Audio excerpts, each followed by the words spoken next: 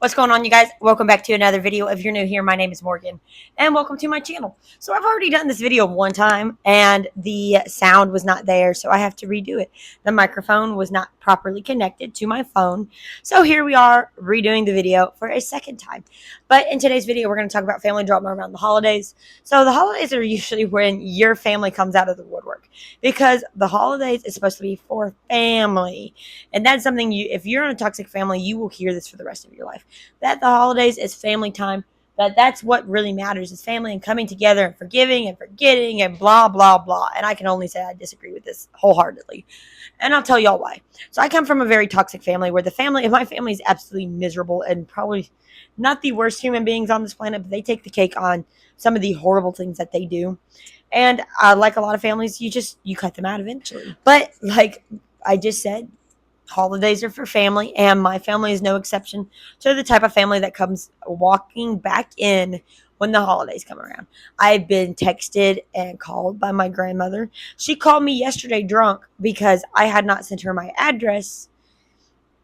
So that was nice. I don't do drinking. I don't do alcohol. I don't like dealing with drunk people. And my family is very notorious for that. My mom has texted me wanting to take us to lunch and do things. And, the second you let your toxic family back in after you have created boundaries, they will take advantage of it. They will take advantage of you, and they will never let it go. So that's part of the reason why I don't have anything to do with my family, and I prefer not to, because as soon as you cut them out and you make boundaries, or just make boundaries in general, they will begin to push them, especially around the holidays, because again, holidays are for family. And I hate that term because honestly, blood does not make family. While the holidays can be for family, if the holidays are not for toxic family and for family that just takes advantage of you and treats you like family is not they don't treat you like poop. So that is not what makes family. What makes family is people that love you, and you surround yourself with people that love you and they actually care about you. And I am no exception to this. I have let my family back in multiple times, even though I have regretted it every time, but I have learned my lesson after this last time. My first holiday without my parents, I was told by my mother that I was drama and that my husband deserved me. So there's where that stood. And after that, even after that last Christmas, I let them back in and I regretted it. So I finally made boundaries, and I finally plan to stick to those boundaries because I really don't want to be involved in drama anymore. And that's the one good thing about all of this, is that you eventually you learn your lesson after you just get poked at and picked at constantly.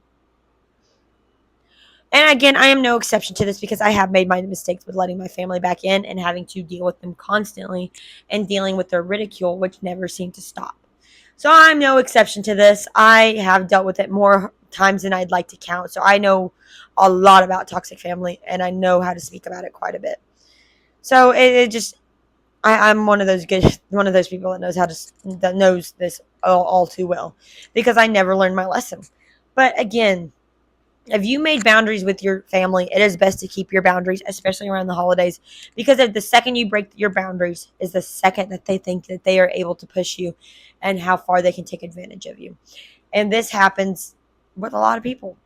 If you're watching this and you have toxic family, I promise you're not the only one who has to deal with this every holiday, every Thanksgiving, every Christmas. And for me, I'm lucky my holidays were not ruined by my father and my mother, who really made sure to make my holidays horrible. So one of the biggest memories I have from Christmas is my dad, or my father, holding me down on the ground and over me, telling me to forget everything that he had ever done to me. Forget everything. And I remember everything just about. There are some things that might be a little bit blurry because I've tried my best to cut it all out. And I suffer from extreme PTSD from it, which has me repressing some memories. But I do remember this memory because that's what made me hate the holidays and hate Christmas. I've always loved Christmas, but I hated Christmas with my family. And it's just till I moved out that I really started to enjoy the holidays and enjoy Christmas time. But what makes my family is not my family. It is my dogs, who appreciate everything that I do. My dogs always appreciate the Christmas time and the holidays and the stuff that I do for them, because it's their dogs that they appreciate everything. I think the hardest thing about all of it is just not having your parents around and your family around for the holidays. I've always really appreciated my family and loved my family, but over the years, things got uglier every holiday season. The last time we went to my grandparents in Arkansas for the holidays, my grandfather told me he had money from my great grandparents that passed away when I was really, really young.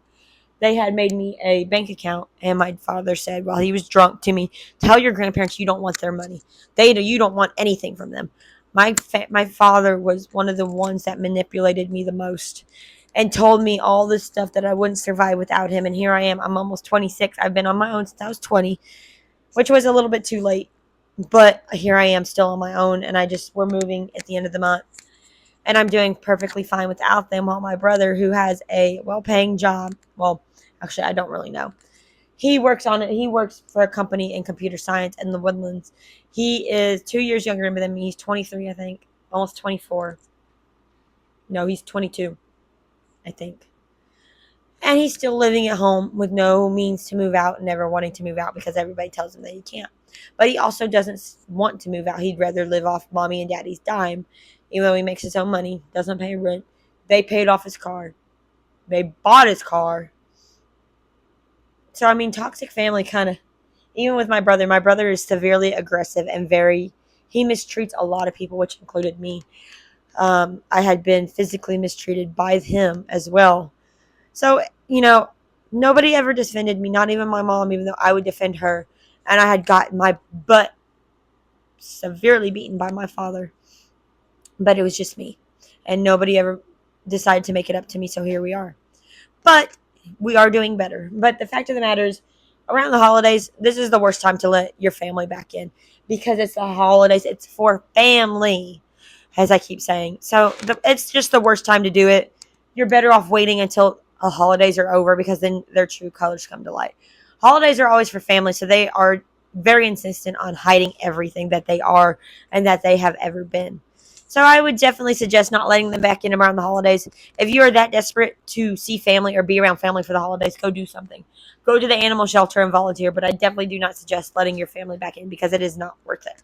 They will just show you their true colors when the holidays is over, and their image is out there already. So I definitely suggest just staying away and doing your own thing for the holidays. Go to a soup kitchen. Go volunteer. Go do something. Make bags for the homeless. Do something that doesn't involve your family, because I can guarantee you will regret it when the holidays are over. So I understand this all too well, because I made the mistake too many times. And all toxic families are just about the same. There's no difference with them. Despite the fact that maybe it's my mom, my dad, my brother, and your family, your mom's, dad's, brothers, sisters, siblings, grandparents, uncles, they're all the same. Toxic families are all the same, no matter what. And that's what sucks the most. Most of the time, they do not change. And sometimes maybe they will. Maybe when my father dies, my mother will change, but I don't see it coming. I just see her wanting to warm up even more. But I don't see her ever changing. Nobody's ever apologized to me. And at this point, what does it matter? But anyways, I'm going to go ahead and end this video. So thank you guys so much for watching. And I look forward to seeing you guys next time in the next video. So I'll see you guys later. Happy holidays.